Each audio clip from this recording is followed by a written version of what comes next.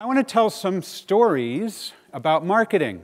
The first story I'd like to tell is about a company called Eloqua. They're in the marketing automation software business, and Joe Payne, the CEO of Eloqua, was at dinner, 9 o'clock at night, West Coast time. He's West Coast of the US, he's an East Coast guy, so it was midnight for his time, and he noticed coming over his BlackBerry that his biggest competitor, a company called Market to Lead, had just been acquired by Oracle. Now, if you're running a mid-sized software company and you see that your biggest competitor is just acquired by this giant software company, this is important information, isn't it? So what Joe did is he immediately went to Google and typed in Market to Lead and Oracle. And precisely one hit came up, and it was this. It was on the Oracle website. And it was 3 sentences, and you can see the 3 sentences. It basically said, blah, blah, blah, the financial terms of the deal were not disclosed. And what this basically says is, we have acquired Market to Lead, and you will like it. And that's what happened.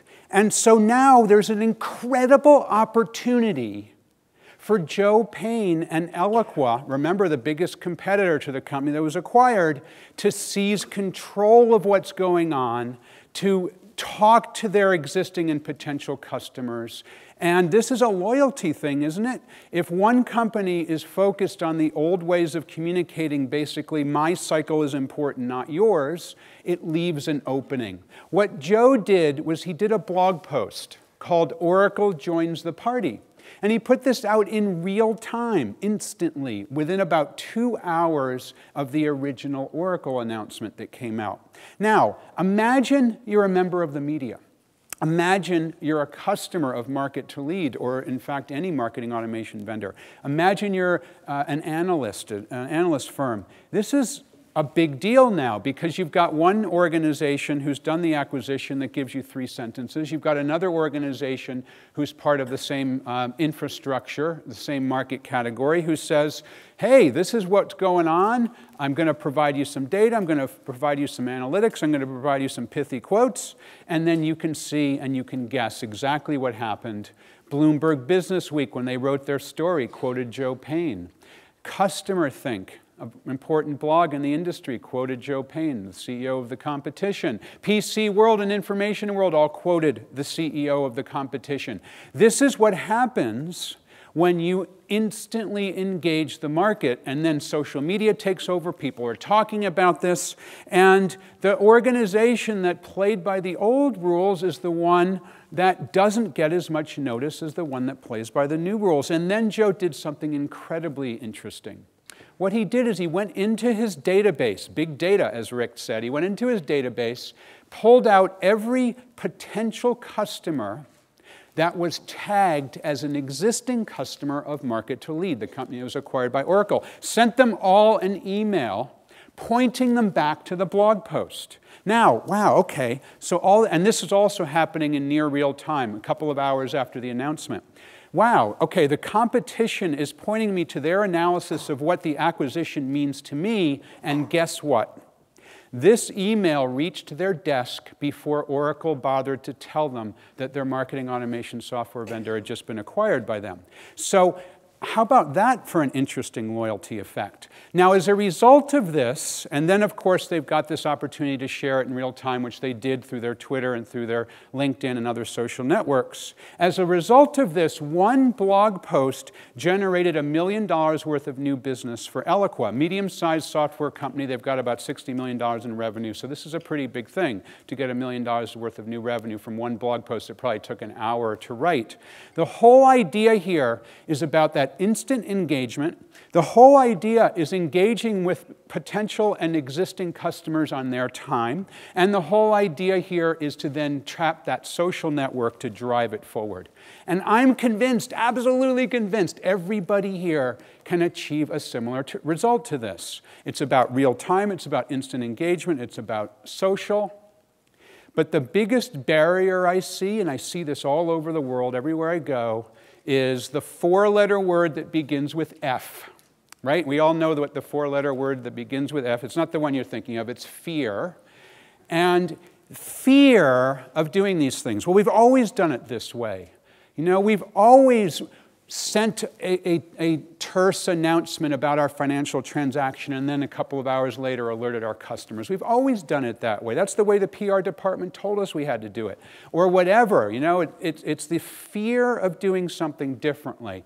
And to quote our friend Yoda, to be successful, you have to unlearn what you've learned about generating attention with your existing customers and generating attention with your potential customers.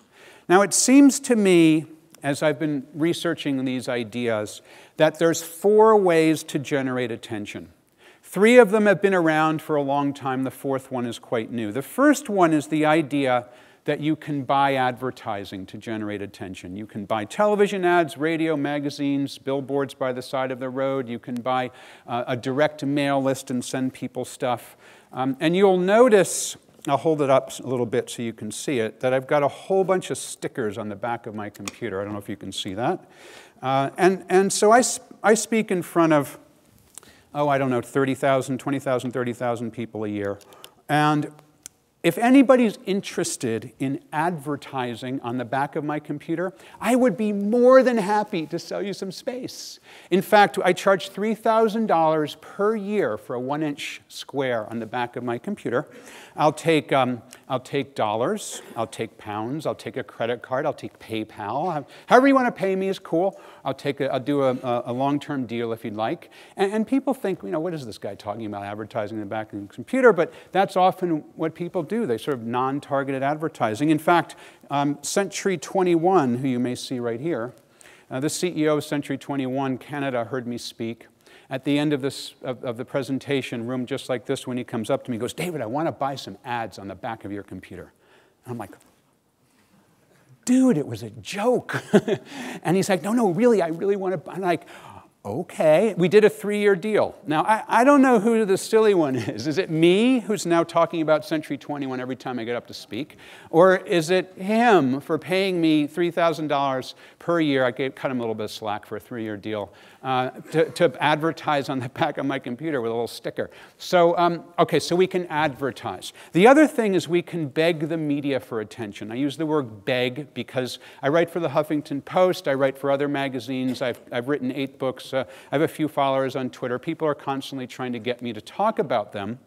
And so they typically send me press releases. And if it's a technology company, it sounds like this: "Please write about my flexible, scalable solutions for improving business process because we're a cutting-edge technology company with mission-critical applications."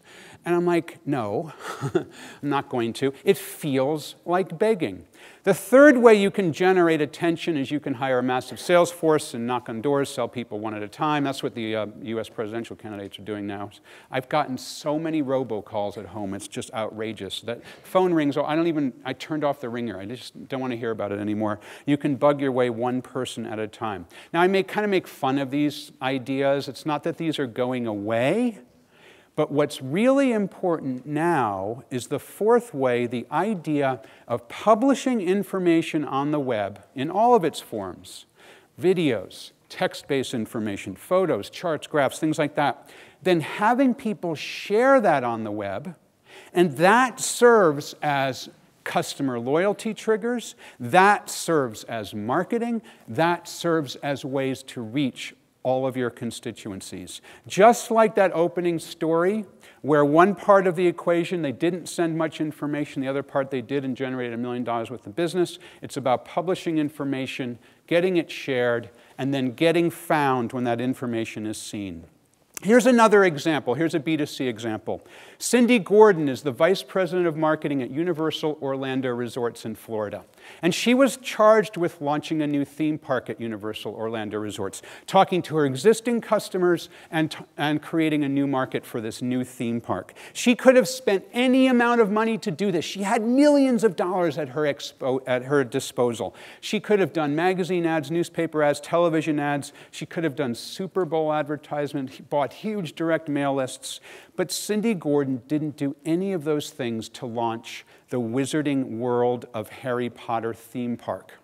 Instead, to launch this massive theme park, she told 7 people. She told only 7 people. Who did she tell? She told the 7 most popular bloggers about Harry Potter. And she told them on a secret midnight webcast, blogs like MuggleNet. And she told them on this secret midnight webcast, they are the only 7 people that had the secret code to unlock this webinar. And when they got there, Stuart Craig, the Academy Award-winning set designer of the Harry Potter films, said, yeah, we're going to do this great new theme park, and you guys are the first people to hear about it. Now, imagine what that means. Imagine what it means for loyalty. Imagine what it means for getting the word out. And you can guess, right? What happened was these 7 people knew they had a scoop, and they're bloggers. It wasn't CNN or the BBC, it was 7 bloggers. And what they did, of course, is before the webcast was even done, they started writing their blog posts, pushing them out. Then other bloggers saw it, and they started to write about it. People who followed those blogs are the most rabid fans of Harry Potter, then said, I'm an insider. I'm finding out about this new theme park on my Harry Potter blog before it's in the newspaper or in magazines or on television. They feel like an insider. They get excited. They put it on Facebook. They tweet about it. They text their friends. They email it to their friends and colleagues. And then as a result of this, everybody is talking about the Wizarding World of Harry Potter theme park. And when I spoke with Cindy Gordon, she told me 2 things that were very, very interesting. The first thing she told me is she thought she was going to get sacked. She said, David, I really did. I thought I was going to get fired because here I am telling my bosses that I don't want to spend any money to market this theme park, to promote the new theme park, that I just want to tell 7 people. And they're like, whoa. And it was a big leap for them to decide that they should do this. And they did it. She didn't lose her job, and it became huge. Now, since then, they have been advertising. Has anyone been to the Wizarding World of Harry Potter? I mean, is it crazy, the amount of people that are there? The most popular theme park in history. Because I had to wait an hour to get into the gift shop when I was there with my daughter. And what Cindy told me is the second thing that was interesting was 24 hours after she told 7 people, that 350 million people had heard of the Wizarding World of Harry Potter. She told 7 people, and 350 million people had heard of the Wizarding World of Harry Potter. So that's the idea that we're talking about here. That's the idea of communicating with people on their time, about building loyalty using these social and real-time tools. And again, my second favorite slide after the 4-letter word that begins with F is you can achieve the same results. Because I've seen it so many times. People will be at an event like this, they'll hear me speak. 3 months later, they'll send me an email with an example just like these of how they've achieved a similar success. I'm on Twitter. My Twitter ID is DM Scott, DMSCOTT. The Loyalty World Conference Twitter hashtag is LFCONF. So anybody who's tweeting, here is a suggestion, one of my favorite tweets. On the web, you are what you publish. On the web, you are what you publish. So if you're publishing great information, like the Wizarding World of Harry Potter at Universal Orlando Resorts or Eloqua, you're great. If you're publishing nothing on the web, that's what you are. You're nothing. You have no engagement. If you're publishing bad information, that's exactly what you are on the web. On the web, you are what you publish. So let's talk about this idea of real time. I was really glad to see Rick put this as one of his 4, because this is such an important component. And in my mind, this is the biggest change we've had in the last 10 years, this idea of real time, this idea of instant engagement. My first job was on a bond trading desk. I worked at a company called Dean Witter. I worked in New York City. Actually, I worked in the World Trade Center for 2 years. And the bond desk I worked on looked much like this one, although this was 20 years ago, so we didn't have color screens, but it looked like this. And the idea of bond trading, the idea of the financial markets, is instant engagement, isn't it? People are engaged with their marketplace, and they're looking at real-time news. They're looking at real-time quotes. They're looking at real-time data of what's happening right now, this instant, this second. And the only way you can trade today, because of the revolution of instant engagement in the financial markets, is real time.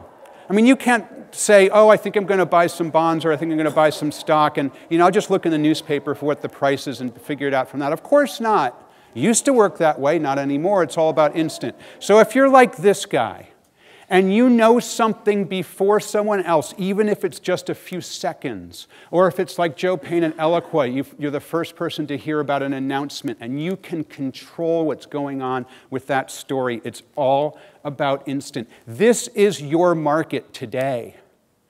You probably already know this, but it's important to have that reminder.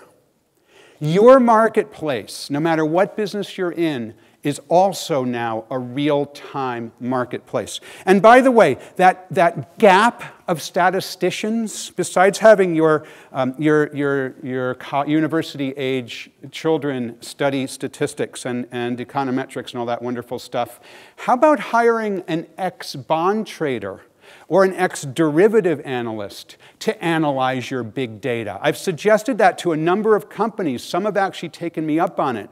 Yeah, some of these traders, they get burned out in their mid-30s from trading.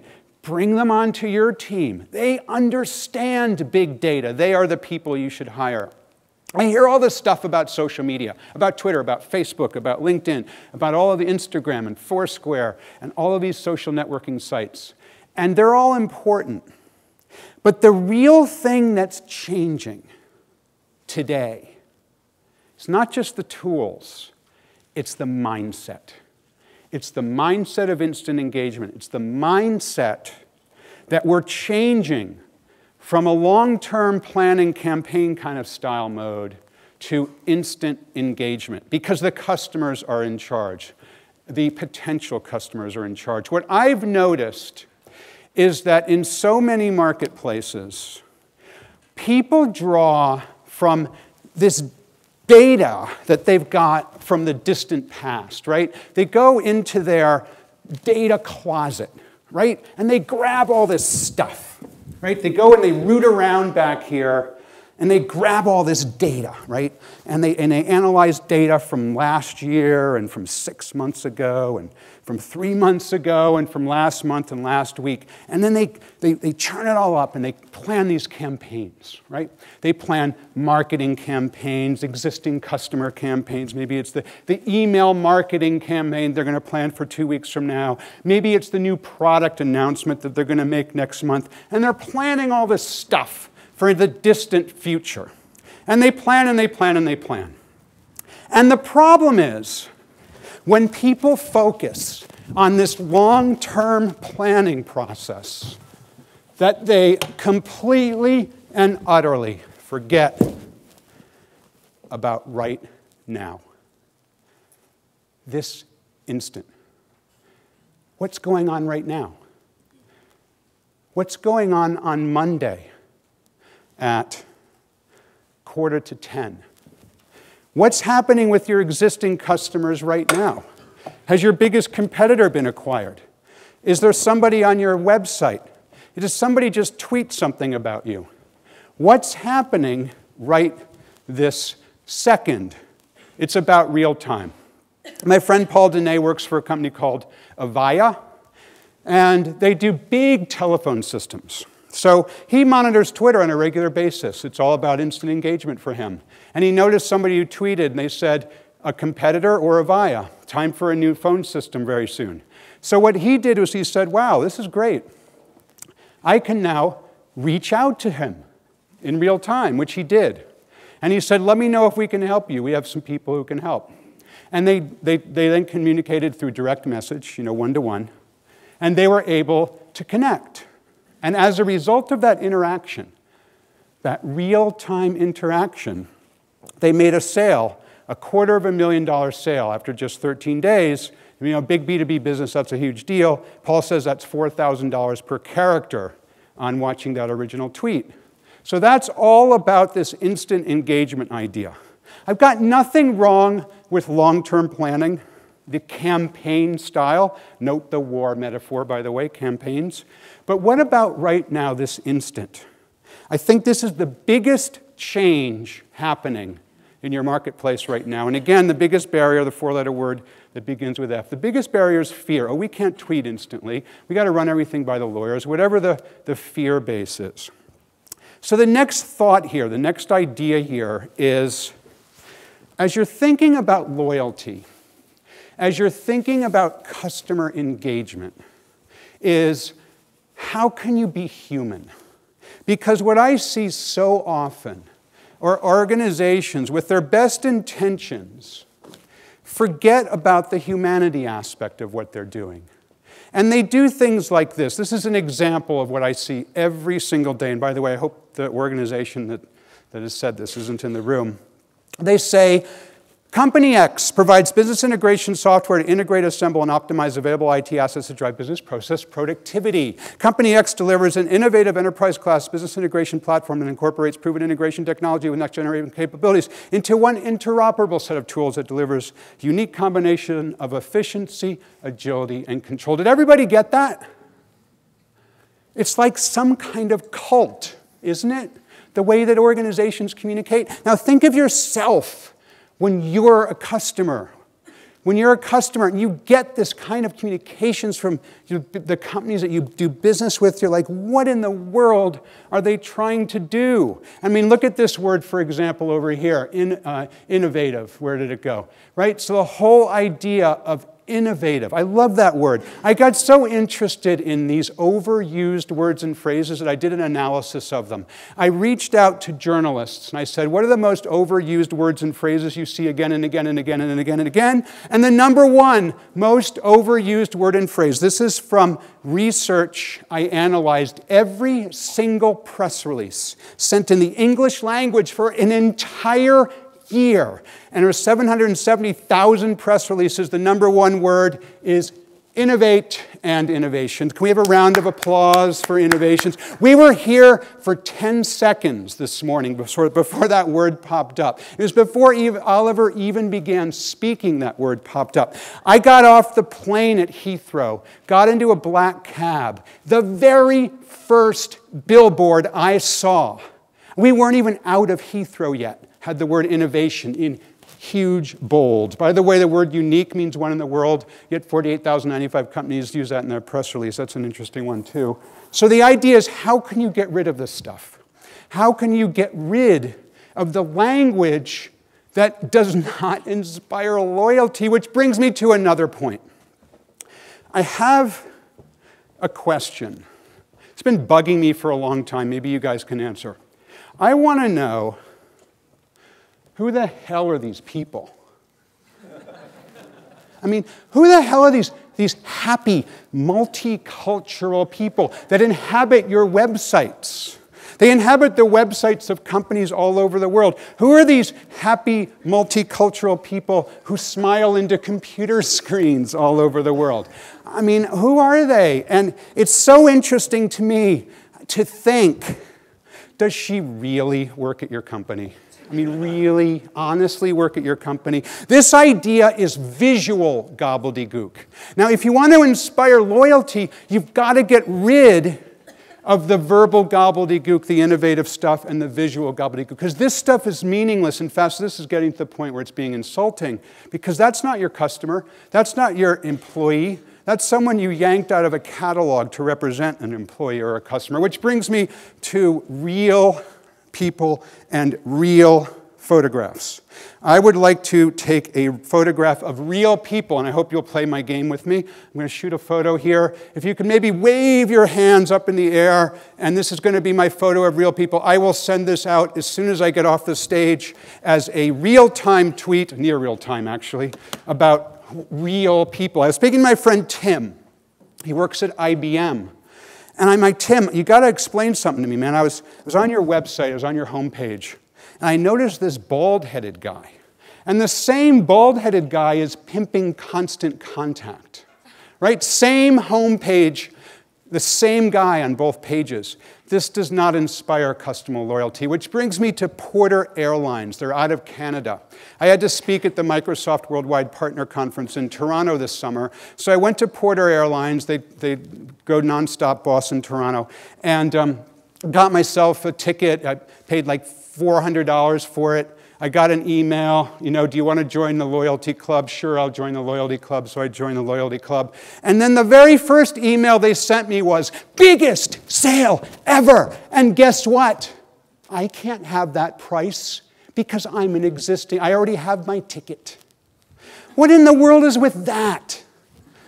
That's freaking insane.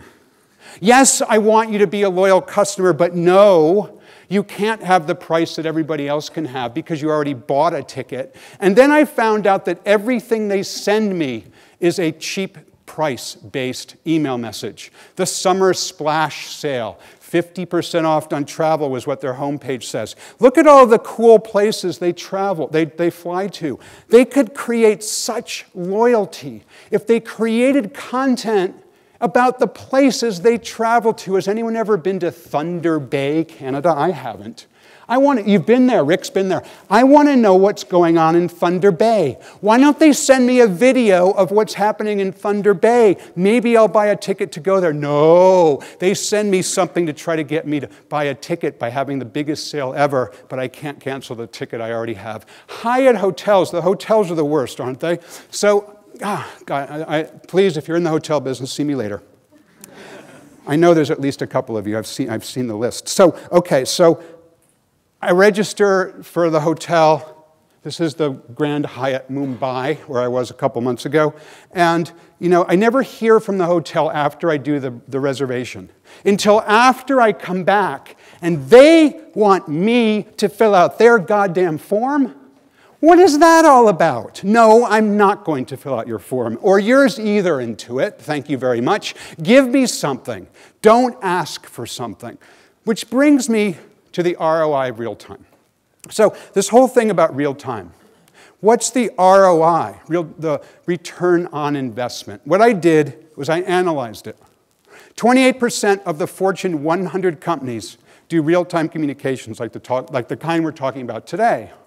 Turns out those companies' stock prices were up 3% during the one-year period I measured, and the companies that don't engage in real time were down 2%.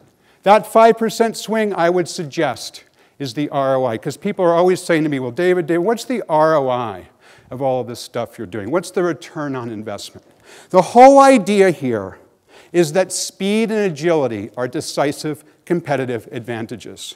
So let's look at a couple of things that you can do to implement the ideas we've been talking about real time. The first thing is you need somebody in charge of today. Who's in charge of today? It's you until you appoint somebody, because you've already got people in charge of next week and next month. You need someone in charge of today. You need the guidelines that encourage your employees to engage with your customers in real time. And IBM has those guidelines. Many companies have those guidelines, which brings me to my shirt. I'm going to walk around to make sure everyone can see how beautiful my shirt is. My shirt was sold to me by Dave at Nordstrom. I walked into Nordstrom, and Dave walked up to me in the men's department and said, hey, what can I do for you? I said, I need a shirt. I speak. I want it to look kind of cool. I don't want to be too nerdy. I don't want to be too outrageous. Give him all my permutations here. And he sold me this shirt.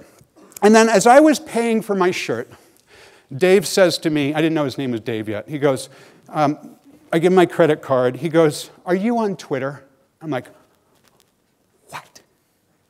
Yes, I'm on Twitter. Are you? He hands me his business card. It's his Twitter ID on it. It says Nordstrom Dave. Wow, cool. And my heart starts to beat like this. I knew I had a blog post. My bond trader instinct, real-time instinct kicked in. I don't know what it was yet. I knew I had a blog post.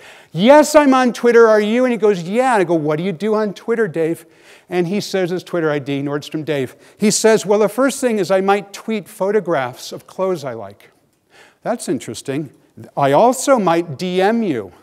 So those of you who are on Twitter know what I'm talking about. Direct messages, when I'm connected with someone, they send a private message, one-to-one. So now what does Dave have? He has my size. He knows what kind of sort of slightly awkward shirts I wear. He has my credit card number, and he has my mailing address. So I might be where I was 2 weeks ago in Calcutta, India, and I get a message from my Nordstrom guy, department store guy, and he goes, hey, do you like this shirt? And I go, sure, I'll buy it. Anyone who's ever been to a Nordstrom knows I just spent $150, like, without even thinking about it. Damn, how did that happen? But boy, does this inspire loyalty. The other thing he'll do is he'll watch what's going on television, the Academy Awards, let's say, the US presidential debates, and he'll comment on it.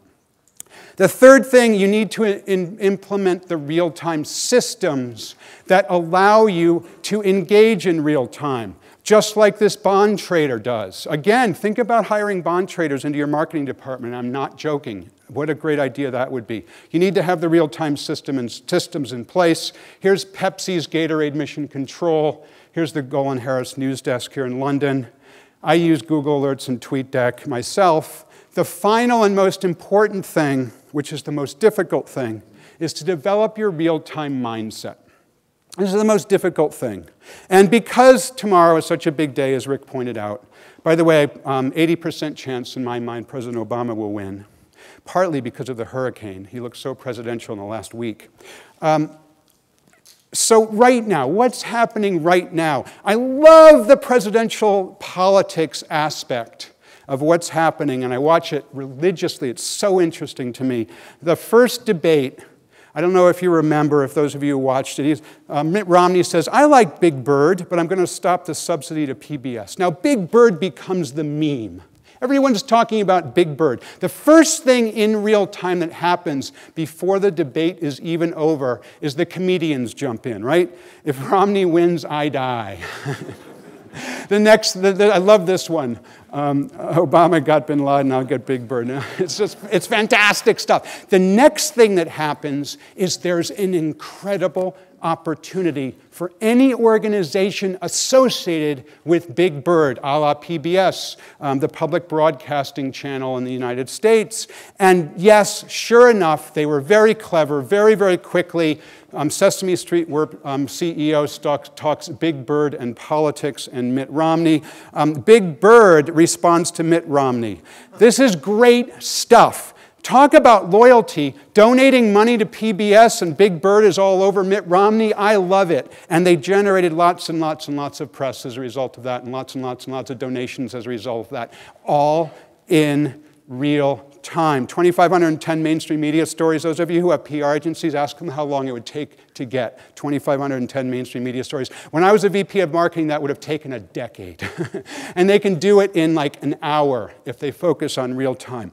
You can achieve a similar result. The biggest barrier is fear. Stop making excuses. I'm David Meerman Scott, and this has been The New Rules of Marketing and PR. Thanks very much.